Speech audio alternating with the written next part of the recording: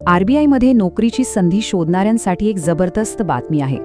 चला आपण 2026च्या office attendant भरतीबद्दलचे सगळे महत्त्वाचे डिटेल्स पटकन समजून घेऊया. अगदी बरोबर.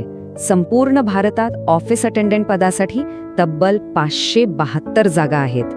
ही खरंच एक खूप मोठी संधी आहे, नाही का? विचार करा, देशाची मध्यवर्ती bank, reserve bank of India, इथे काम करण्याची संधी मिळणं हे फक्त एक नोकरी नाही, तर एक मोठा सन्मान आहे.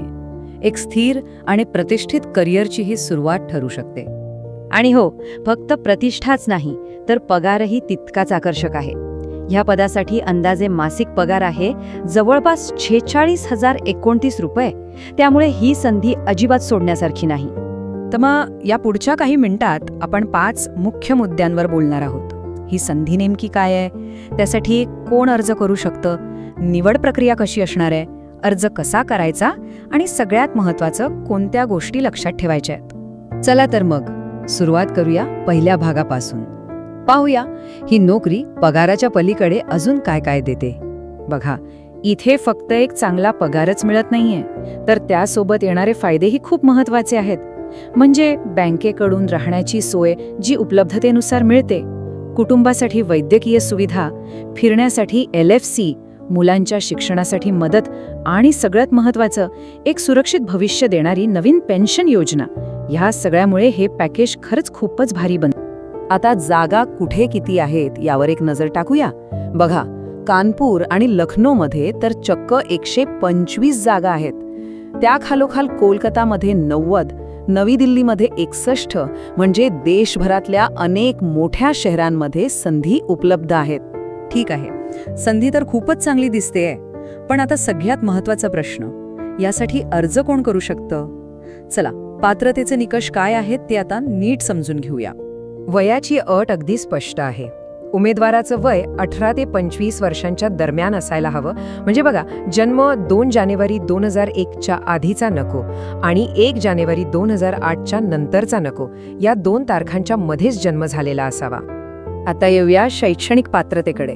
आणि इथे एक खूपच वेगळा आणि महत्त्वाचा नियम आहे ज्याकडे लक्ष देणं गरजेचं आहे. उमेदवार 10वी पास असला पाहिजे, हे तर आहेच, पण तो पदवीधर नसावा. हो, बरोबर ऐकलत. ज्यांच्याकडे ग्रॅज्युएशनची डिग्री किंवा त्यापेक्षा जास्त शिक्षण आहे ते या पदासाठी अर्ज करू शकत नाहीत.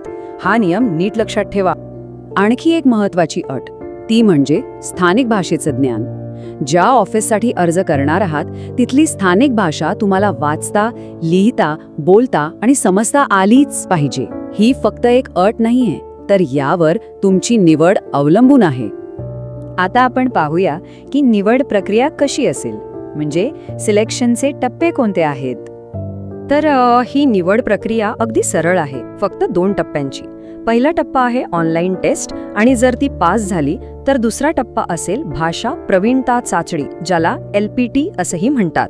ऑनलाईन परीक्षेचं स्वरूप असं असेल, एकूण 120 प्रश्न 120 गुणांसाठी. यात reasoning, general English, general awareness आणि गणित या 4 विषयांवर प्रश्न असतील. आणि या सगळ्यासाठी एकत्र 90 मिनिटांचा वेळ मिळेल. एक गोष्ट लक्षात ठेवा, प्रत्येक चुकीच्या उत्तरासाठी 1/4 गुण कापले जातील, म्हणजे निगेटिव्ह मार्किंग आहे. ऑनलाईन परीक्षा पास झाल्यावर पुढचा टप्पा आहे LPT, म्हणजे लँग्वेज प्रोफिशियन्सी टेस्ट. ही फक्त एक क्वालिफाईंग टेस्ट आहे, म्हणजे याचे गुण मोजले जात नाहीत. पण ही पास होणं बंधनकारक आहे. जर स्थानिक भाषा येत नसेल तर उमेदवाराला थेट अपात्र ठरवलं जातं. त्यामुळे याला अजिबात हलक्यात घेऊ नका. बरं, आता निवड प्रक्रिया कशी आहे हे तर कळलं. मग अर्ज कसा करायचा? चला त्याबद्दलची माहिती घेऊया. या तारखा तुमच्या कॅलेंडरमध्ये लगेच मार्क करून ठेवा. अर्ज 15 जानेवारीपासून सुरू होत आहेत आणि शेवटची तारीख आहे 4 फेब्रुवारी. आणि परीक्षा ती फेब्रुवारीच्या शेवटी किंवा मार्चच्या सुरुवातीला होण्याची शक्यता आहे. त्यामुळे तयारीला आतापासूनच लागावं लागेल. अर्ज शुल्काबद्दल बोलायचं झालं तर जनरल, OBC आणि EWS उमेदवारांसाठी ते आहे 450 रुपये प्लस GST, आणि SC, ST, दिव्यांग आणि माजी सैनिकांसाठी फक्त 50 रुपये प्लस GST.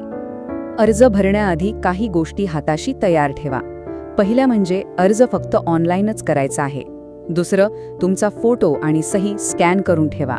तिसरं, तुमच्याकडे एक चालू ईमेल आयडी असणं खूप गरजेचं आहे. आणि चौथं, आणि हे खूप महत्त्वाचं आहे, की फक्त एकाच ऑफिससाठी अर्ज करता येतो.